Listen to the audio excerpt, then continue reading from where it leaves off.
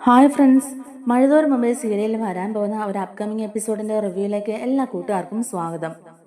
വലിയ ഗൗരവക്കാരനായ Stanley Joseph മെല്ലെ മെല്ലെ വിനയമുള്ള മനസ്സിനുടമയായിക്കൊണ്ടിരിക്കുകയാണ്. അലീനയും സ്റ്റാൻലി ജോസഫും തമ്മിലുള്ള പ്രതിസന്ധി ഘട്ടങ്ങളുടെ മഞ്ഞുമല ഉരുകി തുടങ്ങിയെന്ന് തന്നെ പറയാം. സ്റ്റാൻലി ജോസഫിന്റെ കുളത്തൂപ്പുഴയിലെ എസ്റ്റേറ്റ് ബംഗ്ലാവുമായി പൊരുത്തപ്പെട്ടു വരികയാണ് അലീന. എന്നാലും ചില സമയങ്ങളിൽ അവിടുത്തെ ആൾക്കാരുമായി അലീനയ്ക്ക് പൊരുതേണ്ടി വരുന്നുണ്ട്. നിലവിലെ പ്രധാന പ്രശ്നം അടുക്കളയിൽ പൗലോസ് കാണിക്കുന്ന ദൂർത്താണ്.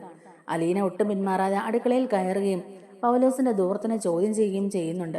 എന്നാൽ അതനുസരിക്കാൻ അയാൾ കൂട്ടാക്കാതെ അതൊരു കംപ്ലൈന്റ് ആയിട്ട് സ്റ്റാൻലി ജോസഫിന്റെ അടുക്കൽ ചെന്ന് പറയുകയും സ്റ്റാൻലി അത് അലീനയോട് ചോദിച്ച് തിരുത്താൻ ശ്രമിക്കുകയും ചെയ്യുന്നുണ്ട്. എന്നാൽ തെറ്റിനെ തെറ്റെന്ന് തന്നെ വ്യാഖ്യാനിച്ചേ മതിയാകൂ. ഒരു തരത്തിലും ഇത്തരത്തിലുള്ള ദൂർത്ത് അംഗീകരിച്ചു കൊടുക്കാൻ കഴിയില്ല എന്നുള്ള അലീനയുടെ നീതിബോധം അത് വളരെ വ്യക്തമായി അവൾ വെളിപ്പെടുത്തിക്കൊണ്ടിരുന്നു.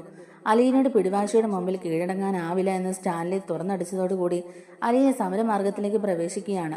അങ്ങനെ അലീന അവിടെ നിരാഹാര സമരം തുടങ്ങി. വാസ്തവത്തിൽ ആ തന്ത്രം ഏറെ ഫലം കണ്ടു എന്ന് തന്നെ പറയാം. 2 ദിവസം പട്ടിണി എടുക്കേണ്ടി വന്നെങ്കിലും അടുത്ത ദിവസം പ്രതിസന്ധികൾ ഗണ്യമായി പരിഹരിക്കപ്പെടുകയാണ്. അവതക്കുട്ടിച്ചായനും അലീനയുടെ ഈ ഉപവാസ സമരത്തിൽ ഒരുപാട് വേദന ഉണ്ടാക്കി. പിന്നീട് അവതക്കുട്ടിച്ചായന്റെ റെക്കമെൻഡേഷനും കൂടി ആയപ്പോഴേക്കും സ്റ്റാൻലി ജോസഫിനെ പിടിച്ചു നിൽക്കാനായില്ല. പൗലോസിനെ അവിടെ നിന്ന് വിളിച്ച് ഡൈനിങ് ഹാളിലേക്ക് വരുത്തിയതിനു ശേഷം സ്റ്റാൻലിയെ മുഖത്ത് നോക്കി ഉള്ള കാര്യം പറഞ്ഞു. എന്നുവെച്ചാ ഈ ഇരിക്കുന്നത് എന്റെ മകളാണ്. ഇനി മുതൽ അവൾ പറയുന്നത് പോലെ വേണം ഈ വീട്ടിൽ ഓരോ കാര്യങ്ങളും ചെയ്യാൻ. ഈ വീട്ടിൽ ഭക്ഷണം ഉണ്ടാക്കണ്ടെന്ന് അവൾ പറഞ്ഞാൽ വേണ്ട, സദ്യ ഒരുക്കണമെന്ന് പറഞ്ഞാൽ സദ്യ ഒരുക്കണം. ഒരു കാര്യത്തിനും എന്റെ അടുത്ത് പരാതി പറഞ്ഞു വന്നേക്കരുത്. നിന്റെ മുമ്പിൽ 2 വഴികൾ മാത്രമേ ഉള്ളൂ പൗലോസെ. ഒന്നുകിൽ എന്റെ മോള് പറയുന്നത് നീ ചെയ്യണം, ഇല്ല എന്നുണ്ടെങ്കിൽ ഈ വീട്ടിലെ ജോലി മതിയാക്കി നിനക്ക് നിന്റെ വഴിക്ക് പോകാം. ഇതിലേത് വേണമെന്നുള്ളത് നിനക്ക് തന്നെ തീരുമാനിക്കാം. എന്നിങ്ങനെ അപ്രതീക്ഷിതമായി സ്റ്റാൻലിയിൽ നിന്നും പ്രസ്താവനകൾ കേട്ടപ്പോൾ പൗലോസ് ആകെ അമ്പരന്ന് സ്തംഭിച്ചുപോയി. തീരുമാനം അടുത്ത ദിവസം പറയാമെന്ന് പറഞ്ഞതിന് ശേഷം പൗലോസ് അടുക്കളയിലേക്ക് തന്നെ മടങ്ങുകയാണ്. വാസ്തവത്തിൽ അലീന തനിക്ക് വേണ്ടി ആയിരുന്നില്ലല്ലോ സംസാരിച്ചത്. ആ വീട്ടിലെ പല കാര്യങ്ങളും നേരെ ചൊവ്വയല്ല നടക്കുന്നതെന്നുള്ള കാര്യവും സ്റ്റാൻലിക്ക് ആ കാര്യത്തിൽ ഒരു ശ്രദ്ധയുമില്ല എന്നുള്ള കാര്യവും അവൾക്ക് വ്യക്തമായിട്ട് അറിയാം. അവിടെയുള്ള ജോലിക്കാരുടെ തന്നിഷ്ടത്തിന് കാര്യങ്ങളെല്ലാം വിട്ടുകൊടുക്കാൻ പാടില്ലെന്നും അലീന മനസ്സിൽ വിചാരിച്ചു. അതുകൊണ്ട് തന്നെ എല്ലാത്തിനും അതിൻ്റെതായ ക്രമീകരണം ഉണ്ടാകണമെന്നും അലീന അതിയായി ആഗ്രഹിച്ചു. ആ തീരുമാനം അംഗീകരിക്കപ്പെട്ടു എന്ന് കണ്ടപ്പോൾ അവൾ നിറമൊഴികളോടെ തന്നെ സ്റ്റാൻലിയോട് നന്ദി പറയുന്നുണ്ട്. പിന്നീട് സ്റ്റാൻലി അവളുടെ വാടിയ മുഖത്തേക്കൊന്ന് നോക്കി. സ്റ്റാൻലി ഒരു പ്ലേറ്റ് എടുത്ത് അതിൽ നിറയെ ചോറും ചപ്പാത്തിയും കറികളും മുട്ട പൊരിച്ചതും എല്ലാം എടുത്തിട്ടു. എന്നിട്ട് അലീനയോട് പറയുന്നുണ്ട്, ഇനി നിനക്ക് സമരം അവസാനിപ്പിക്കാമല്ലോ, ഇത് നീ കഴിക്ക് എന്ന് പറയുന്നുണ്ടെങ്കിലും അലീന അതവിടെ വെച്ചിട്ട് സ്റ്റാൻലിയുടെ അടുത്തേക്ക് തന്നെ ചെന്നു. അയാളുടെ ഇടത് കയ്യിൽ പിടിച്ചോണ്ട് തന്നെ അലീന പറയുന്നുണ്ട്, പപ്പ സോറി പപ്പ, എന്തിനാണ് നീ ഇങ്ങനെ എന്നോട് സോറി പറയുന്നത് എന്നിങ്ങനെ സ്റ്റാൻലി ചോദിക്കുമ്പോൾ, ഞാൻ പപ്പയ്ക്കെതിരെ സമരം പ്രഖ്യാപിച്ചില്ലേ, അതിനാ, പപ്പ എന്നോട് ക്ഷമിക്കണം. ആഹാ, അപ്പൊ സമരം തന്നെ ആയിരുന്നു അല്ലേ എന്ന് സ്റ്റാൻലി വീണ്ടും അലീനയുടെ മുഖത്ത് നോക്കി ചോദിക്കുകയാണ്. സോറി പപ്പ, എനിക്ക് വേറെ വഴിയൊന്നും ഇല്ലായിരുന്നു എന്നിങ്ങനെ അലീന പറയുമ്പോഴേക്കും, ഓക്കെ, ഇറ്റ്സ് ഓൾ റൈറ്റ്, സമരം വിജയിച്ചല്ലോ, നീ ആദ്യം പോയി എന്തെങ്കിലും കഴിക്കുമോളെ എന്ന് സ്റ്റാൻലി വാത്സല്യത്തോടെ തന്നെ അലീനയോട് പറയുന്നുണ്ട്. പപ്പ തന്നെ എനിക്ക് എന്തെങ്കിലും വാരി തന്നോണ്ട് ഈ സമരം അവസാനിപ്പിക്കണമെന്ന് എനിക്ക് ആഗ്രഹമുണ്ടെന്ന് പറയാണ് അലീന. പപ്പ തരുന്നത് കഴിച്ചുകൊണ്ടായിരിക്കണം ഞാൻ എൻ്റെ ഉപവാസം അവസാനിപ്പിക്കേണ്ടത്. അത് കേട്ടപാടെ മറുത്തൊന്നും ചിന്തിക്കാതെ സ്റ്റാൻലി ഒരു ഫോർക്ക് എടുത്ത് ഓംലെറ്റിന്റെ ഒരു പീസ് അതിലെടുത്ത് അലീനയുടെ വായ്ക്ക് നേരെ നീട്ടി. അലീന പെട്ടെന്ന് ഫോർക്ക് പിടിച്ചു വാങ്ങി പ്ലേറ്റിൽ തന്നെ വെച്ചിട്ട് പറയുന്നുണ്ട്, കൈകൊണ്ട് എനിക്ക് അതൊന്ന് എടുത്തു തന്നേ പപ്പ. ഒരപ്പം മകൾക്ക് ജീവിതത്തിൽ ആദ്യമായിട്ട് തരുന്നതല്ലേ. അത് കേൾക്കുമ്പോൾ സ്റ്റാൻലിക്ക് ഒരു കുറച്ചിൽ പോലെ തോന്നുകയാണ്. എങ്കിലും അയാൾ അലീന പറഞ്ഞത് അനുസരിച്ചു. കൈകൊണ്ട് തന്നെ ആ ഓംലെറ്റിന്റെ പീസ് എടുത്ത് അലീനയ്ക്ക് നേരെ നീട്ടി. അലീന സ്റ്റാൻലിയുടെ കൈ പിടിച്ച് തന്റെ വായുടെ അടുത്തേക്ക് കൊണ്ടുവന്ന് അതിൽ നിന്നും അല്പം കടിച്ചെടുത്തു. അതുപോലെ തന്നെ അതിൽ നിന്നും കുറച്ചെടുത്ത് അലീന സ്റ്റാൻലിക്ക് നേരെ നീട്ടി. പപ്പയുടെ മോൾ ആദ്യമായിട്ട് തരുന്നല്ലേ എന്നിങ്ങനെ അവൾ ചോദിച്ചു. ശരിക്കും അത് കേൾക്കുമ്പോൾ സ്റ്റാൻലി വികാരഭരിതനാവുകയാണ്. അലീനയെ ഒരു കൊച്ചുകുട്ടിയെ പോലെ അയാൾക്ക് തോന്നി. താൻ അവൾക്ക് മുമ്പിൽ ചെറുതായി പോയോന്നും അയാൾക്ക് തോന്നുകയാണ്. അലീന അയാളുടെ ഇടത് കയ്യിൽ പിടിച്ച് മൃദുവായിട്ട് ഉമ്മ വെച്ചു. എന്നിട്ട് ഒരുപാട് സ്നേഹത്തോടെ നിറകണ്ണുകളോടെ താങ്ക് യു പപ്പ എന്ന് പറയുന്നുണ്ട്. സ്റ്റാൻലി ആകട്ടെ അലീനയോട് എന്തു പറയണം എന്നറിയാതെ വിഷമിച്ചു പോയി നിൽക്കുകയാണ്. എങ്കിലും താൻ ഇതുവരെ അറിയാത്ത അനുഭവിക്കാത്ത ഒരു സ്നേഹത്തിന്റെ സ്പർശവും സുഗന്ധവും അയാൾക്ക് അനുഭവപ്പെട്ടു. അവതക്കുട്ടിച്ചായൻ ഈ അച്ഛന്റെയും മകളുടെയും പരസ്പര സ്നേഹം കണ്ട് ഒന്നും മിണ്ടാതെ അവിടെ നിൽക്കുകയാണ്. പിന്നീട് അടുത്ത ദിവസം രാവിലെ പൗലോസ് കിച്ചണിൽ എത്തുന്നതിന് മുമ്പായി തന്നെ അലീന കിച്ചണിൽ കയറിയിട്ടുണ്ടായിരുന്നു. അയാൾ അങ്ങോട്ടേക്ക് വരുമ്പോഴേക്കും തന്നെ അലീന ചായ ഉണ്ടാക്കി കഴിഞ്ഞിരുന്നു. അവൾ ചായക്കപ്പുകൾ ട്രെയിൽ അടുക്കി വെച്ച് അതിൽ ചായ നിറച്ച അയാളുടെ അടുത്തേക്ക് ചെന്നു. പൗലോസിനും ഒരു കപ്പിൽ ചായ എടുത്തിട്ടുണ്ടായിരുന്നു അലീന. ഇതാ പൗലോസ് ചേട്ടാ ചായ എന്നും പറഞ്ഞ് കൊടുത്തെങ്കിലും പൗലോസ് അലീനയുടെ കയ്യിൽ നിന്ന് ആ ചായ മേടിക്കാൻ മടി കാണിച്ചു. കഴിഞ്ഞ ദിവസങ്ങളിൽ കിച്ചണിൽ നടന്ന സംഭവങ്ങളെല്ലാം തന്നെ പൗലോസിന്റെ മനസ്സിൽ ഇങ്ങനെ കിടപ്പുണ്ടായിരുന്നല്ലോ. അതൊക്കെ മനസ്സിൽ വെച്ചുകൊണ്ട് തന്നെയാണ് അയാൾ അലീനയോട് ഒരു വിരോധം കാണിച്ചതും. അതൊന്നും മനസ്സിൽ വെക്കാതെ പൗലോസേട്ടാ, ഈ ചായ പൗലോസേട്ടനുള്ളതാണെന്ന് അലീന പറയുന്നുണ്ട്. ഇത് പിടിക്ക് പൗലോസേട്ടാ എന്ന് അലീന വീണ്ടും പറഞ്ഞെങ്കിലും അപ്പോഴേക്കും പൗലോസ് പറയുന്നുണ്ട്, എനിക്ക് വേണ്ട കുഞ്ഞെ. അതെന്താ വേണ്ടാത്തത്? പൗലോസേട്ടൻ ചായ കുടിക്കുന്നത് ഞാൻ കണ്ടിട്ടുണ്ടല്ലോ എന്ന അലീനയും. ഇത് എന്തൊരു കഷ്ടമാ, വേണ്ടത് പറഞ്ഞാൽ വേണ്ട, അത്രേ ഉള്ളൂ, അതിനപ്പുറത്ത് കൂടുതലൊന്നും ചോദിക്കേണ്ട ആവശ്യമില്ല എന്ന് പൗലോസ് ഇച്ചിരി കാർക്കശ്യത്തോടെ തന്നെ മറുപടി പറയുകയാണ്. പൗലോസേട്ടാ, ദേ എന്റെ മുഖത്തേക്കൊന്ന് നോക്കിക്കേ, എന്നോട് എന്തിനാ ഇത്രയും പിണക്കം? നമ്മൾ ഒന്നിച്ച് അടുക്കളയിൽ നിന്ന് പണിയെടുക്കേണ്ടതല്ലേ? അപ്പൊ പിന്നെ പിണങ്ങി നിന്നാൽ എങ്ങനെയാ പൗലോസേട്ടാ? എനിക്ക് പൗലോസേട്ടനോട് ഒരു പിണക്കവും ഇല്ല, സഹകരിച്ച് മുമ്പോട്ട് പോകുന്നതിലല്ലേ പൗലോസേട്ടാ സന്തോഷം എന്നിങ്ങനെ അലീന പറയുമ്പോഴേക്കും പൗലോസ് ഒന്നും മിണ്ടാതെ ഒരു പാത്രത്തിൽ വെള്ളം നിറച്ച് സ്റ്റവ് കത്തിച്ച് വെക്കുകയാണ്. അലീന അത്രയും പറഞ്ഞിട്ടും അതൊന്നും അയാൾ കേൾക്കാൻ കൂട്ടാക്കിയില്ല കേട്ടോ. അലീന ഒരു കപ്പ് ചായ എടുത്ത് അയാളുടെ മുമ്പിൽ സ്ലാബിൽ കൊടുത്തിട്ട് ആ ട്രേയുമായിട്ട് മുൻവശത്തേക്ക് പോയി. അവതക്കുട്ടിച്ചായനും ആൻ്റപ്പനും ബൈജുവിനും രാജുവിനും അലീന തന്നെയാണ് ചായ കൊടുത്തത്. സ്റ്റാൻലി രാവിലെ എഴുന്നേറ്റ് മോർണിംഗ് വാക്കിന് പോയിട്ടുണ്ടായിരുന്നു. അങ്ങനെ അവർക്കെല്ലാം ചായ കൊടുത്തിട്ട് അലീനയും ചായ കുടിക്കുന്നുണ്ട്. തിരികെ അവൾ കിച്ചണിൽ എത്തിയപ്പോഴേക്കും പൗലോസേട്ടന് കൊടുത്ത ചായ അതേപടി അവിടെ തന്നെ ഇരിപ്പുണ്ടായിരുന്നു. അലീന ഇട്ട് ചായ കുടിക്കാൻ അയാൾക്ക് ഒട്ടും തന്നെ താല്പര്യം തോന്നിയില്ല. അതേ സമയത്ത് പൗലോസേട്ടൻ വേറെ ചായ ഇടാൻ തേയിലപ്പൊടി പാത്രത്തിന്റെ അടപ്പ് തുറക്കുന്നത് അലീനെ ശ്രദ്ധിച്ചു. അലീനയ്ക്ക് ദേഷ്യം വന്നിട്ട് അലീന അയാളോട് ചോദിച്ചു, ഇതെന്താ പൗലോസേട്ടാ ഈ കാണിക്കുന്നത്? അയാൾ ആ സമയത്തും ഒന്നും മിണ്ടാതെ സ്പൂൺ ഉപയോഗിച്ച് ചായപ്പൊടി എടുത്തിടാൻ ശ്രമിക്കവേ അലീന അതിനെ തടഞ്ഞു. എന്നിട്ട് ചോദിച്ചു, ഞാൻ ചോദിച്ചത് പൗലോസേട്ടൻ കേട്ടില്ലെന്നുണ്ടോ? പൊട്ടനൊന്നും അല്ലല്ലോ. അയാൾക്കും അലീനയുടെ ഇടപെടൽ അത്ര പന്തിയായിട്ട് തോന്നിയില്ല. ഇത് കൊള്ളാവല്ലോ, ഒരു ചായ ഉണ്ടാക്കി കുടിക്കണമെങ്കിൽ അതിന് അനുവാദം ചോദിക്കണോ എന്നയാൾ ദേഷ്യത്തോടെ തന്നെ അലീനോട് ചോദിക്കുകയാണ്. അതിന് മറുപടിയായി അലീനയും പറഞ്ഞു, വേണമല്ലോ, തീർച്ചയായിട്ടും വേണം, അനുവാദം ചോദിക്കണം. ഞാൻ പൗലോസേട്ടനെ നേരത്തെ തന്നെ നല്ലൊരു ചായ ഇട്ട് തന്നിരുന്നല്ലോ, അതെന്താ പൗലോസേട്ടൻ കുടിക്കാഞ്ഞത് എന്ന് അലീന ചോദിക്കുമ്പോഴേക്കും, എനിക്ക് മറ്റുള്ളവരുണ്ടാക്കുന്ന ചായ ഒന്നും ഇഷ്ടമല്ല കുഞ്ഞെ, വായിക്ക് രുചിയായിട്ട് കുടിക്കണമെങ്കിൽ ഞാൻ സ്വന്തമായിട്ട് ചായ ഉണ്ടാക്കണം. ഇത്രയും കാലം അങ്ങനെ തന്നെയായിരുന്നു. ഇത്രയും കാലം അങ്ങനെ തന്നെയായിരുന്നു. പക്ഷെ ഇനി അതൊന്നും നടപ്പില്ല. സ്വന്തം ഇഷ്ടത്തിന് ചായ കുടിക്കണമെങ്കിലേ പൗലോസേട്ടൻ സ്വന്തം വീട്ടിൽ പോയി ചായ ഉണ്ടാക്കി കുടിച്ചോണം എന്ന് അലീന മറുപടി പറഞ്ഞു. അത് കേട്ടുകൊണ്ട് പൗലോസേട്ടൻ സ്പൂണിലെടുത്ത ചായപ്പൊടി തിരികെ ടിന്നിലേക്ക് തന്നെ ഇട്ട് അടച്ചു വെച്ചു. അപ്പോൾ അലീന പറയുന്നുണ്ട്, മനസ്സിൽ യാതൊരു ശത്രുതയും വെച്ചോണ്ടല്ല പൗലോസേട്ടാ ഞാൻ ഈ കിച്ചണിലേക്ക് കയറി വന്നത്. പൗലോസേട്ടൻ എങ്ങനെയാ ഇത്രയും രുചികരമായിട്ട് ഭക്ഷണം ഉണ്ടാക്കുന്നതെന്ന് ചോദിച്ചും കണ്ടും പഠിക്കാനും എനിക്കറിയാവുന്ന ചില കറിക്കൂട്ടുകളൊക്കെ അങ്ങോട്ടും പറഞ്ഞു തരാം, പൗലോസേട്ടനെ ജോലിയിൽ സഹായിക്കുകയും ചെയ്യാം എന്നൊക്കെ കരുതിയിട്ട് മാത്രമാണ് ഞാൻ ഈ കൊച്ചുളപ്പാങ്കാലത്ത് കിച്ചണിലേക്ക് കയറി വന്നത്. പക്ഷെ പൗലോസേട്ടൻ എൻ്റെ അടുത്ത് മത്സരിക്കാനാണെങ്കിൽ പൗലോസേട്ടൻ പെട്ടിയും കിടക്കും ചുരുട്ടി വെച്ചോ. 2-3 ദിവസം കൂടി ഞാൻ നോക്കും പൗലോസേട്ടൻ്റെ മനോഭാവവും പെരുമാറ്റവും ഒക്കെ എങ്ങനെയാണെന്ന്. എന്നിട്ടും ഇങ്ങനെ തന്നെ മുന്നോട്ട് പോകാനാണ് പൗലോസേട്ടൻ തീരുമാനിക്കുന്നതെങ്കിൽ ഞാൻ വേറെ വഴി നോക്കുമെന്ന് അലീന ശാന്തസ്വരത്തിൽ തന്നെ അയാളോട് പറയുന്നുണ്ട്. എങ്കിലും അതിൻ്റെ അർത്ഥം അയാൾക്ക് വ്യക്തമായി തന്നെ മനസ്സിലാവുന്നുണ്ട് കേട്ടോ. അലീന കിച്ചണിൽ നിന്ന് പോയി കഴിഞ്ഞതിനു ശേഷം പൗലോസ് ബൈജുവിനോടും രാജപ്പനെയും കണ്ട് സംസാരിച്ചു. അലീന കിച്ചണിൽ കാണിച്ചതും പറഞ്ഞതുമായ കാര്യങ്ങളെല്ലാം തന്നെ പൗലോസേട്ടൻ അവരെ പറഞ്ഞു കേൾപ്പിച്ചു. ഇത് ഒരു നിലയ്ക്കൊന്നും പോകും തോന്നുന്നില്ല എന്നിങ്ങനെ പൗലോസേട്ടൻ പറയുന്നുണ്ട്. ഒടുവിലായി അയാൾ ഇങ്ങനെ പറഞ്ഞു, മിക്കവാറും ഉടൻ തന്നെ ഇവിടുന്ന് പോകേണ്ടി വരുമെന്നാണ് തോന്നുന്നത്.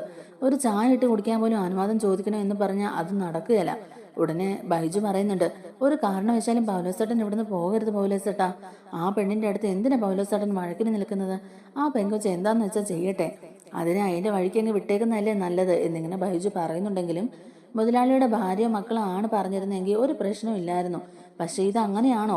നമുക്കറിയാവല്ലോ ബൈജു, അത് സാബിന്റെ ശരിക്കുള്ള മോളല്ലെന്ന്. കണ്ട അനാഥാലയത്തിലൊക്കെ ദരിദ്രവാസിയായി ജീവിച്ചവളല്ലേ അവള്. കുറച്ചു കാലം എങ്ങാണ്ടൊക്കെ വീട്ടുവേലക്കാരെയായി ജോലി ചെയ്തിട്ടുമുണ്ട്. എന്നിട്ടാ അവള് നമ്മുടെ അടുക്ക് വന്ന് പത്രാസ് കാണിക്കുന്നത്. അപ്പൊ ബൈജു വീണ്ടും പറയുന്നുണ്ട്, ദേ പൗലോസേട്ടാ, പെട്ടെന്നുള്ള വികാരത്തിന് എല്ലാം ഇട്ടെറിഞ്ഞ ചെങ്ങം പോയി കളയല്ലേ, അത് മാത്രമേ എനിക്ക് പറയാനുള്ളൂ. പൗലോസ് ചോദിക്കുന്നുണ്ട്, എടാ ബൈജു, നീ അഞ്ചലിലേക്ക് വിളിച്ചു പറഞ്ഞിട്ട് ഒരു ഗുണവും ഉണ്ടായില്ലല്ലോടാ. ബൈജു പറയുന്നുണ്ട്, കൊള്ളാം, അവര് വരും പൗലോസേട്ടാ, പൗലോസേട്ടൻ നോക്കിക്കോ, അവര് വരും. വരുമ്പോ ഒരു ബറ്റാലിയൻ പട തന്നെ ഇങ്ങ് വരും. അവളുടെ കുറ്റി പറിക്കാതെ അവരിവിടുന്ന് തിരിച്ചു പോകില്ല, അത് ഉറപ്പാന്നേ.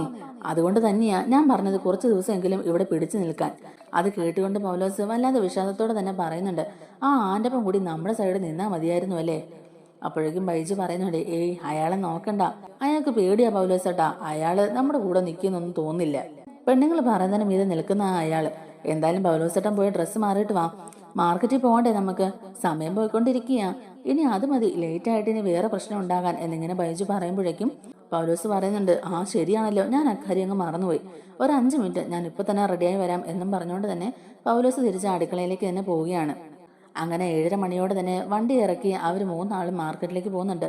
സാധനങ്ങളെല്ലാം വാങ്ങി അവർ തിരിച്ചെത്തിയപ്പോൾ സമയം 8 മണിയായി. ജീപ്പിൽ നിന്ന് സാധനങ്ങളൊക്കെ ഇറക്കി കിച്ചണിലേക്ക് കൊണ്ടുപോകുന്നത് കണ്ടുകൊണ്ട് തന്നെ അലീനയും അവർക്കൊപ്പം കിച്ചണിലേക്ക് ചെന്നു. അരി, പച്ചക്കറി, പലവ്യഞ്ജനങ്ങൾ, മത്സ്യം, മാംസം തുടങ്ങിയവയെല്ലാം വാങ്ങിച്ചിട്ടുണ്ട്. ഉടനെ തന്നെ അലീന ചോദിച്ചു, പൗലോസേട്ടാ, ഇതെല്ലാം രൊക്കം പൈസ കൊടുത്ത് വാങ്ങിയതാണോ, അതോ ഓരോരോ കടയിൽ പറ്റു പറഞ്ഞ് വാങ്ങുന്നതാണോ, ആഴ്ചയിൽ അല്ലെങ്കിൽ മാസത്തിൽ പൈസ കൊടുക്കുന്നത് പോലെയാണോ എന്നിങ്ങനെ അലീന ചോദിക്കുകയാണ്. പൗലോസ് അലീനയുടെ മുഖത്തേക്ക് നോക്കാതെ തന്നെ പറഞ്ഞു, ആ, മാസം തോറും ബില്ല് തീർക്കുകയാണ് ചെയ്യുന്നത്. എന്നിട്ടാ ബില്ല് എവിടെ പൗലോസേട്ടാ, അതൊന്ന് കാണട്ടെ എന്ന് അലീന ചോദിക്കുമ്പോൾ പൗലോസ് അലീനയുടെ മുഖത്തേക്ക് തന്നെ സൂക്ഷിച്ചു നോക്കിയിട്ട് ചോദിക്കുന്നുണ്ട്, ഇറച്ചിക്കടയിലും മീൻകടയിലും ഒക്കെ എവിടെയാ കുഞ്ഞെ ബില്ല്? പൗലോസ് അലീനയെ കളിയാക്കിക്കൊണ്ടാണ് ആ മറുപടി പറഞ്ഞതെന്ന് അലീനയ്ക്ക് മനസ്സിലായി. പൗലോസിന്റെ പരിഹാസ മറുപടി കേട്ടുകൊണ്ട് ബൈജുവും രാജുവും ഒന്ന് അടക്കിച്ചിരിക്കുന്നത് അലീന കണ്ടു. അലീന വിട്ടുകൊടുക്കാൻ തയ്യാറായില്ല. എന്നാലും ഒരു ചെറിയ കടലാസിലെങ്കിലും കുറിച്ചു തരില്ലേ എന്ന് അലീന വീണ്ടും ചോദിക്കുകയാണ്. കടലാസിനല്ല കുഞ്ഞെ, പറ്റുബുക്കുണ്ട്, അതിലാ കുറിക്കുന്നത്. എന്നിട്ട് ആ പറ്റുബുക്ക് എവിടെയാ പൗലോസേട്ടാ എന്നിങ്ങനെ അലീന ചോദിക്കുന്നുണ്ട്. പൗലോസ് പറയുന്നുണ്ട്, അത് കടയിലാ കുഞ്ഞെ, അവരുടെ പറ്റുബുക്ക് നമ്മുടെ കയ്യിൽ തന്നുവിടില്ല. അപ്പോഴും ബൈജുവും രാജുവും പൗലോസിനെ മറുപടി കേട്ട് ചിരിച്ചു. അത് കണ്ടുകൊണ്ട് പൗലോസ് അവരുടെ മുഖത്ത് നോക്കി ചോദിക്കുന്നുണ്ട്, എന്തിനാടാ നീയൊക്കെ വിളിക്കുന്നത്? എന്നാൽ പൗലോസിന്റെ ചോദ്യത്തിനുള്ള മറുപടി പറഞ്ഞത് അലീനയാണ്. പൗലോസേട്ടൻ പറയുന്നത് മുഴുവൻ തമാശയാണെന്ന് അവർക്ക് തോന്നിയതുകൊണ്ടാണ് പൗലോസേട്ടൻ അവരിങ്ങനെ ചിരിക്കുന്നത്. അല്ലെങ്കിൽ പിന്നെ അവരിങ്ങനെ അടക്കി ചിരിക്കുവോ? എന്നിട്ട് അലീന വീണ്ടും ചോദിക്കുന്നുണ്ട്, പൗലോസേട്ടാ, നമുക്ക് അക്കൗണ്ട് ബുക്ക് ഒന്നും ഇല്ലേ? കടക്കാർക്ക് മാത്രമേ ഉള്ളോ? പൗലോസ് പറയുന്നുണ്ട്, അല്ല കുഞ്ഞ്, നമുക്കും പറ്റുബുക്കുണ്ട്. എന്നാൽ അതെവിടെ? അതൊന്ന് കാണട്ടെ എന്ന് അലീന ആവശ്യപ്പെടുന്നുണ്ട്. പൗലോസ് ഉടനെ തന്നെ അലമാരയ്ക്ക് മുകളിൽ നിന്ന് നീളം കൂടിയതും വീതി കുറഞ്ഞതുമായ ഒരു ബുക്ക് എടുത്ത് കാണിച്ചു. അലീന അത് മേടിച്ച് തുറന്നു നോക്കി. താളുകൾ ഓടിച്ച് മറിച്ച് നോക്കിയിട്ട് ഇതിൽ എവിടെയാ കണക്കുകൾ എഴുതിയിരിക്കുന്നത് എന്നിങ്ങനെ അലീന ചോദിക്കുകയാണ്. ഇന്നത്തെ കണക്ക് എവിടെയാ എഴുതിയിരിക്കുന്നത്? ഇന്ന് ബുക്ക് കൊണ്ടുപോയില്ലേ എന്ന് അലീന വീണ്ടും ചോദിക്കുമ്പോഴേക്കും പൗലോസ് പറയുന്നുണ്ട്, ബുക്ക് കൊണ്ടുപോകാൻ മറന്നുപോയി കുഞ്ഞെ. അതെങ്ങനെ ശരിയാകും? വാങ്ങിച്ച സാധനത്തിന്റെ കണക്ക് എഴുതണ്ടേ പൗലോസേട്ടാ? കണക്കുകളിൽ എന്തെങ്കിലും തെറ്റുപറ്റിയാലോ എന്നിങ്ങനെ അലീന ചോദിക്കുമ്പോഴേക്കും, കുഞ്ഞെ, എന്തൊക്കെയാണ് അവിടുന്ന് വാങ്ങിയതെന്ന് എനിക്ക് നല്ല ഓർമ്മയുണ്ട്. എന്നാലും കുറച്ച് കഴിയുമ്പോൾ അതൊക്കെ മറന്നു പോവില്ലേ പൗലോസേട്ടാ? ഇല്ല കുഞ്ഞെ, മറന്നു പോകുന്നതിന് മുമ്പ് ഞാൻ അതൊക്കെ പറ്റുബുക്കിൽ കുറിച്ചോളാം. അല്ല പൗലോസേട്ടാ, ഇന്നലെയും സാധനങ്ങളൊക്കെ മേടിച്ചില്ലേ, അത് പറ്റുബുക്കിൽ കുറിപ്പിച്ചില്ലല്ലോ? ഇല്ല കുഞ്ഞെ എന്ന് മുഖം താഴ്ത്തിക്കൊണ്ട് തന്നെ പൗലോസ് പറയുന്നുണ്ട്. അതെന്ത് പറ്റിയെന്ന് അലീന വീണ്ടും ചോദിക്കുമ്പോഴേക്കും, മറന്നുപോയി കുഞ്ഞെ, എല്ലാം കൂടി ഒരുമിച്ച് കുറിപ്പിക്കാമെന്ന് വെച്ചു എന്ന് പൗലോസ് പറയുന്നുണ്ട്. ശരി പൗലോസേട്ടാ, ഇനി മുതൽ പറ്റുബുക്കിൽ കുറിക്കാതെ ഒരു മുട്ടുസൂചി പോലും ഈ വീട്ടിലേക്ക് വാങ്ങരുത്. മറന്നുപോയാൽ തിരിച്ചിവിടെ വന്ന് എടുത്തോണ്ട് പോയി കുറിപ്പിച്ചോണം. അത് 3 പേരോടും കൂടിയാ പറയുന്നത്. അലിനെ ദേഷ്യത്തോടെ തന്നെ 3 പേരെയും മാറി മാറി നോക്കി. അപ്പോഴേക്കും അലീനയുടെ സംസാരം കേട്ടോണ്ട് അവതക്കുട്ടിച്ചായൻ കിച്ചണിലേക്ക് വരുന്നുണ്ട്. എന്താ മോളെ, എന്താ ഇവിടെ പ്രശ്നം? വീണ്ടും അടുക്കളയിലെ പ്രശ്നമായോ എന്നിങ്ങനെ ചോദിക്കുമ്പോഴേക്കും, ഒന്നുമില്ല വല്യപ്പച്ച, അത് പിന്നെ ഇവർ വാങ്ങിയ സാധനങ്ങളുടെയൊക്കെ കണക്ക് ചോദിക്കുകയായിരുന്നു എന്ന് പറഞ്ഞുകൊണ്ട് തന്നെ അലീന അവിടെ ഇരിക്കുന്ന അരിച്ചാക്കിലേക്ക് നോക്കി. വീണ്ടും പൗലോസിനോട് ചോദിക്കുന്നുണ്ട്, ഈ അരി എത്രയാണ് പൗലോസേട്ടാ? അതൊരു 50 കിലോ ആണ് കുഞ്ഞെ.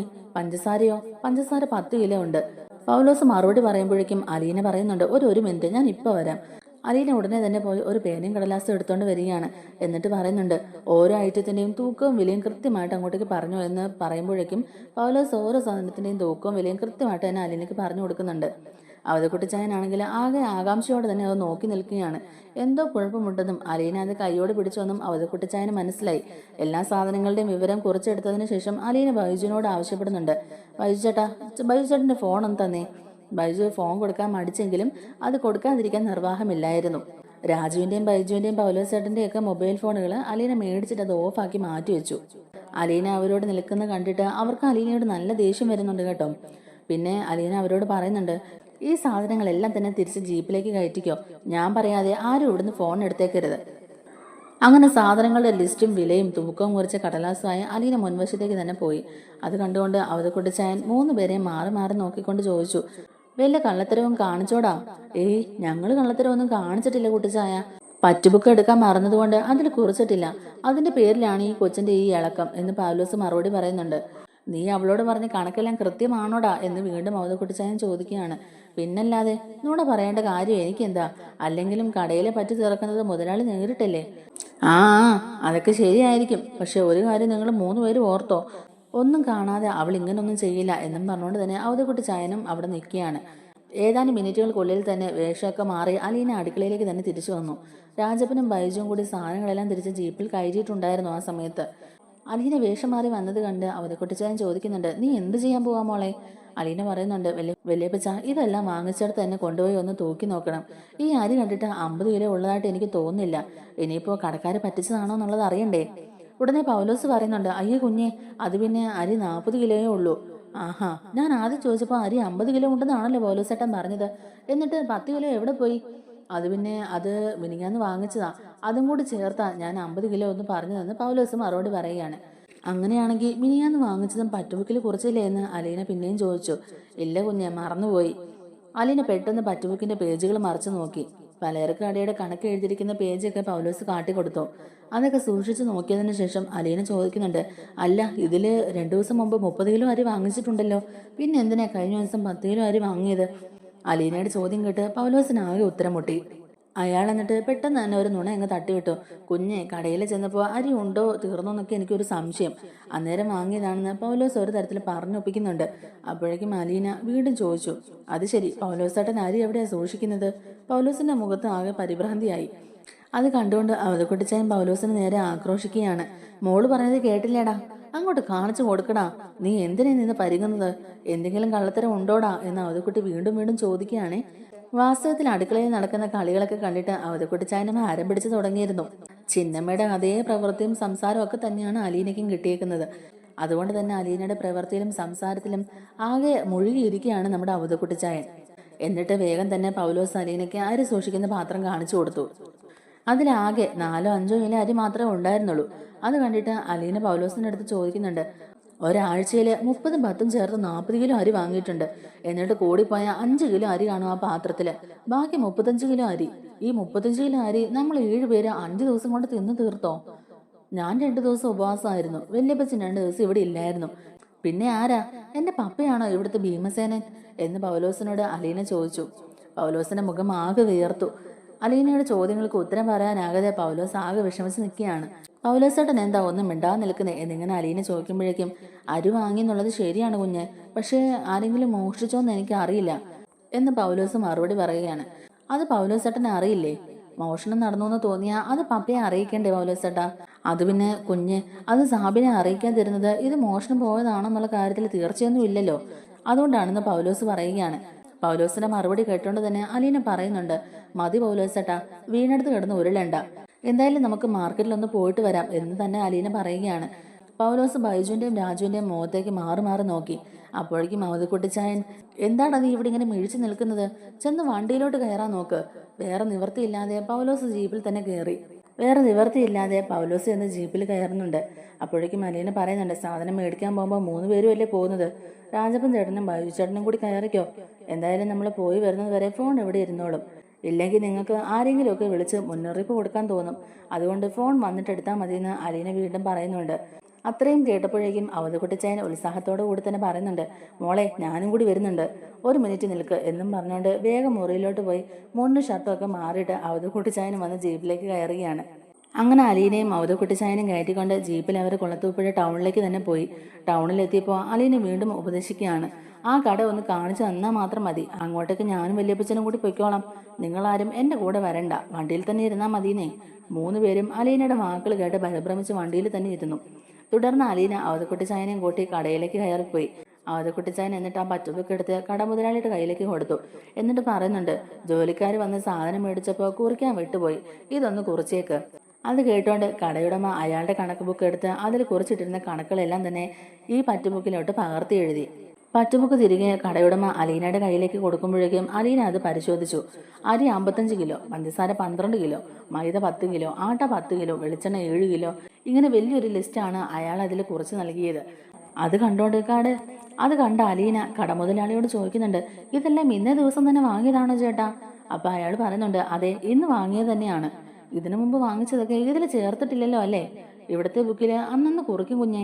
എന്താ ഒരു സംശയം പോലെ എന്ന് കടയുടമ തിരിച്ചു ചോദിക്കുമ്പോഴേക്കും, ഉണ്ട്, സംശയമുണ്ട്, അത് തീർക്കാൻ വേണ്ടി തന്നെയാണ് ഇങ്ങോട്ടേക്ക് വന്നത്. അലീന കടയിൽ നിന്ന് ഇറങ്ങി ജീപ്പിന്റെ അടുത്തേക്ക് പോയി. ആ സമയത്ത് ആ കടയുടമ അവതക്കുട്ടിച്ചായനോട് ചോദിക്കുന്നുണ്ട്, ഏതാ ചായ ആ പെങ്കൊച്ച്? ഇതിനു മുമ്പ് അതിനെ എവിടെയെങ്കിലും കണ്ടിട്ടില്ലല്ലോ എന്ന് ചോദിക്കുമ്പോഴേക്കും, അത് സ്റ്റാൻലിയുടെ മോളാണെന്ന് അവതക്കുട്ടിച്ചായൻ പറയുന്നുണ്ട്. അപ്പോൾ എന്നെ കണ്ടിട്ടുണ്ടോ ഇതിനു മുമ്പ് ഇവിടെ എവിടെയെങ്കിലും വെച്ച് എന്ന് കുട്ടിച്ചായൻ ചോദിക്കുമ്പോൾ പരിചയം തോന്നുന്നുണ്ട്, പക്ഷെ ഓർമ്മ കിട്ടുന്നില്ല എന്ന് കടയുടമ തിരിച്ചു പറയുകയാണെ. അപ്പോഴേക്കും ഞാൻ സ്റ്റാൻലി ജോസഫിന്റെ അപ്പനാണെന്ന് അവതക്കുട്ടി ചായനും പറയുന്നുണ്ട്. ഈ സമയത്ത് പൗലോസും ബൈജുവും രാജപ്പനും കൂടി അരിച്ചാക്കും മറ്റു സാധനങ്ങളും എല്ലാം ജീപ്പിൽ നിന്ന് ഇറക്കി കടയിലേക്ക് കൊണ്ടുവരുന്നത് കണ്ട് കടയോടമ ആകെ അന്തം വിട്ട് എഴുന്നേറ്റ് നിന്നുപോയി. അവതക്കുട്ടി ചായൻ പറയുന്നുണ്ട്, തൂക്കം തെറ്റിയോ എന്നൊരു സംശയം, ഒന്നും കൂടെ ഒന്ന് തൂക്കി നോക്കാൻ വേണ്ടി വന്നതാണ്. അങ്ങനെ അരിച്ചാക്ക് അവർ ത്രാസിൽ വെച്ച് നോക്കുമ്പോഴേക്കും അരിച്ചാക്കിൽ 35 കിലോയാണ് കാണിക്കുന്നത്. പഞ്ചസാര 8 കിലോ, മൈദ 7 കിലോ, ആട്ട 7 കിലോ, വെളിച്ചെണ്ണ 5 കിലോ. ഉടനെ അലീന ചോദിക്കുന്നുണ്ട്, ഇതൊക്കെ എങ്ങനെയാ തൂക്കം കുറഞ്ഞു പോയത്? പറ്റുബുക്കിലെ തൂക്കം ഒന്നിനും ഇല്ലല്ലോ ചേട്ടാ. പൗലോസും ബൈജുവും രാജുവും തല കുനിച്ചു നിന്നു. കടയുടമ പൊട്ടിത്തെറിച്ചു, ഞാനിവിടെ എല്ലാ സാധനങ്ങളും കൃത്യമായി തൂക്കി കൊടുത്താ വിടുന്നത്. തൂക്കം കുറഞ്ഞെങ്കിലേ അത് എന്റെ കുഴപ്പമല്ല.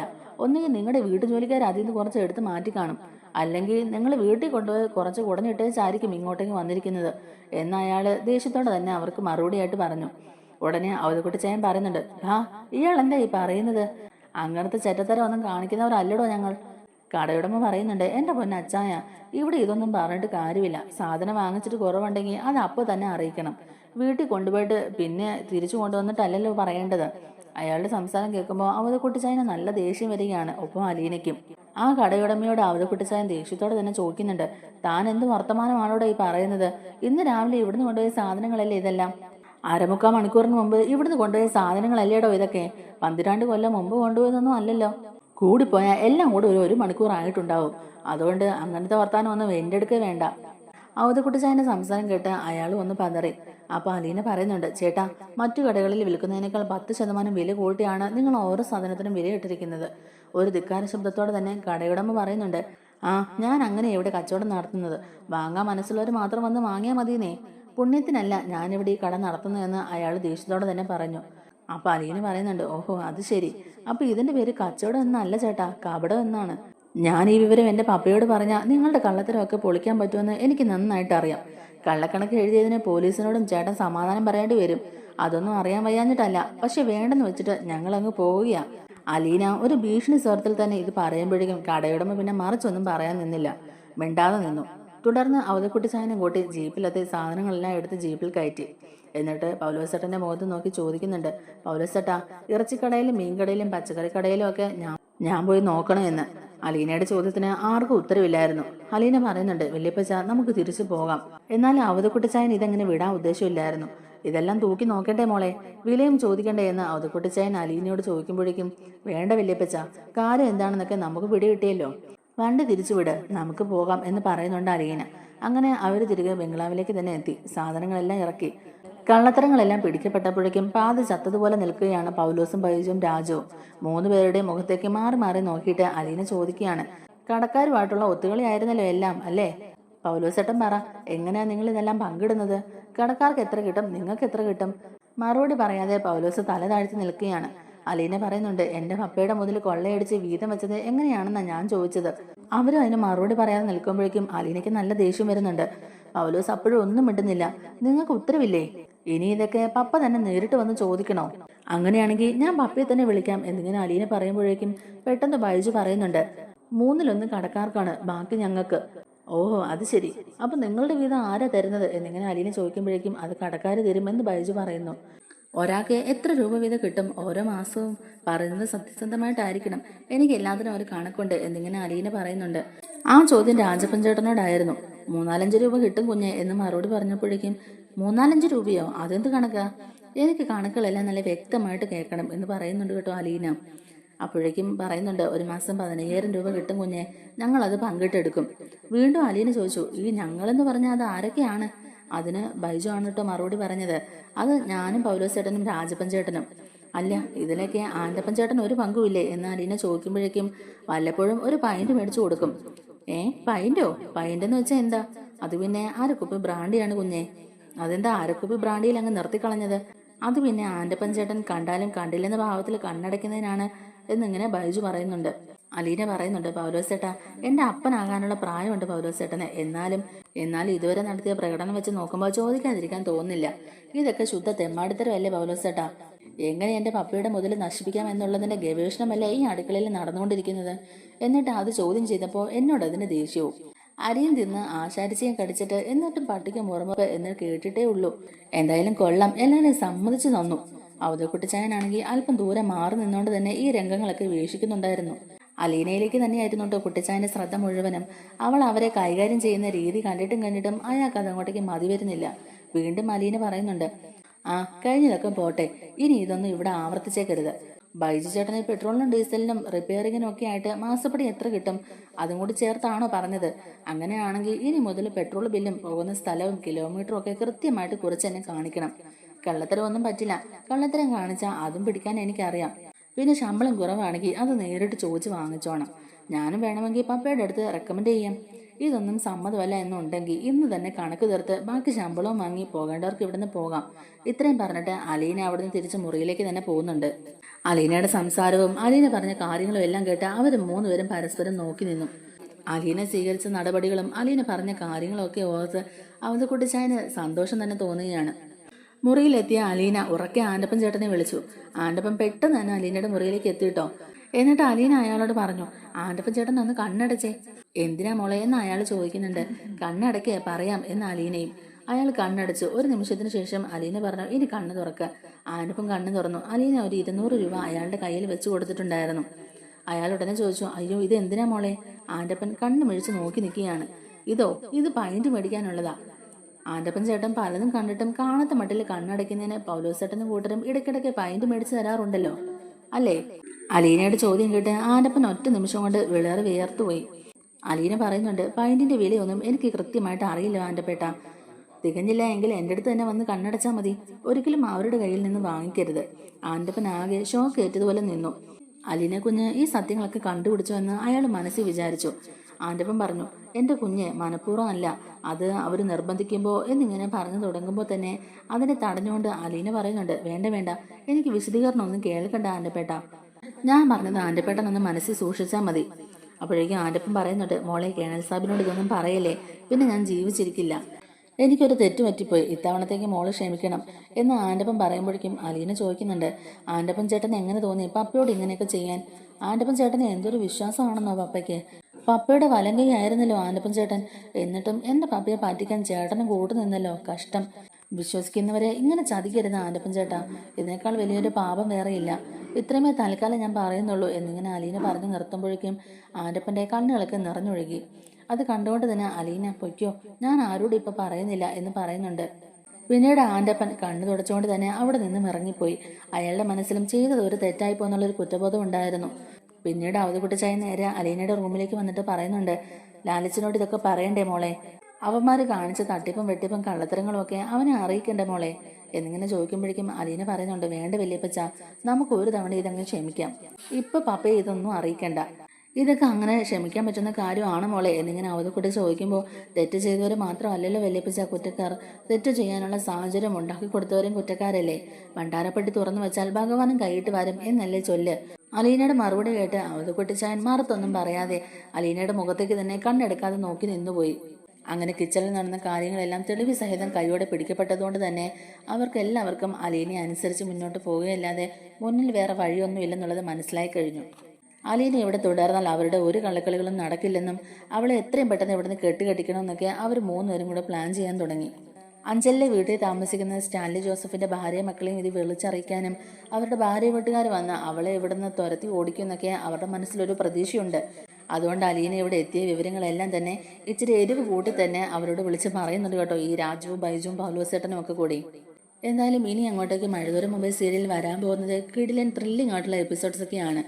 നെക്സ്റ്റ് എപ്പിസോഡിൽ വരാൻ പോകുന്നത് പൗലോസും രാജുവും ബൈജുവും കൂടെ അഞ്ചലിലെ വീട്ടിലേക്ക് വിളിച്ചു പറഞ്ഞത് പ്രകാരം അവിടുന്ന് റീതാമ്മ കൊച്ചമ്മയും അതുപോലെ സ്റ്റാൻലി ജോസഫിന്റെ മൂത്ത മകളും കൂടി ഇങ്ങോട്ടേക്ക് വരുന്നതും അലീനയെ നേരിട്ട് കണ്ട് അലീനയോട് എത്ര പെട്ടെന്ന് തന്നെ ഇവിടുന്ന് എങ്ങോട്ടെങ്കിലും പോകണമെന്നൊക്കെ ഭീഷണിപ്പെടുത്താൻ കൂടിയിട്ടാണ് കേട്ടോ വരുന്നത്. ആ ഒരു എപ്പിസോഡിൻ്റെ റിവ്യൂ നമ്മൾ അടുത്ത ദിവസം അപ്ലോഡ് ചെയ്യുന്നതായിരിക്കും. നമ്മുടെ വീഡിയോ ഇഷ്ടമായിട്ടുണ്ടെങ്കിൽ ഒന്ന് ലൈക്ക് ചെയ്യാനും നമ്മുടെ ചാനലിലൂടെ ഒന്ന് സബ്സ്ക്രൈബ് ചെയ്ത് സപ്പോർട്ട് ചെയ്യാനും മറക്കല്ലേ. താങ്ക്